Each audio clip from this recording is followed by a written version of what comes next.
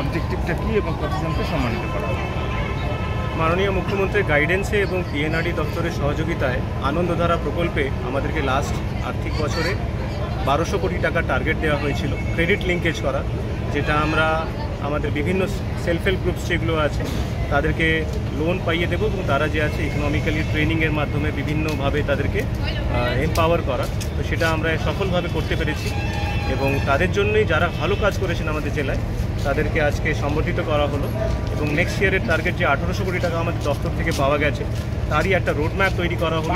Plus SSG formations ইতিমধ্যেই আমাদের জেলায় প্রায় 70,000 আমাদের সেলফ হেল্প গ্রুপস আছে, তারা ভালো কাজ করছেন এবং আরও এবার আমরা টার্গেট নিয়েছি মোর দ্যান 10,000 এসএসজি আমরা তৈরি করব। আরও বিভিন্ন প্যারামিটার্স আছেন, লখপতি দিদি থেকে শুরু করে দপ্তর আমাদের বারে বারে যেভাবে নির্দেশ দেয় সেই রোডম্যাপ আজকে তৈরি করা হয়েছে। আমরা রিভিউ করব, এনশিওর করব what ever targets are given to us we will fulfil. আমি অতিথিদের অনুরোধ করবো আপনারা সকলে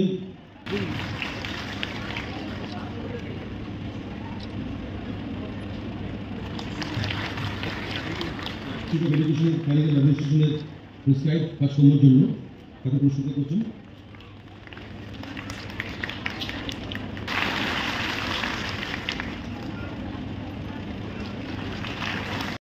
এবারে রাজ্য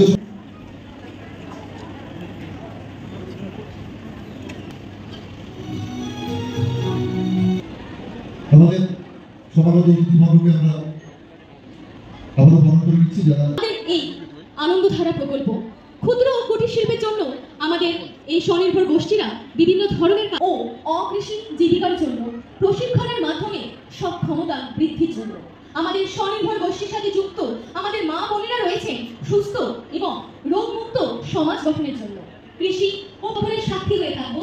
প্রতি প্রজননের মাধ্যমে আমাদের মাননীয় অতিথিবৃন্দরা আজকের অনুষ্ঠানে শুভ সূচনা করছেন।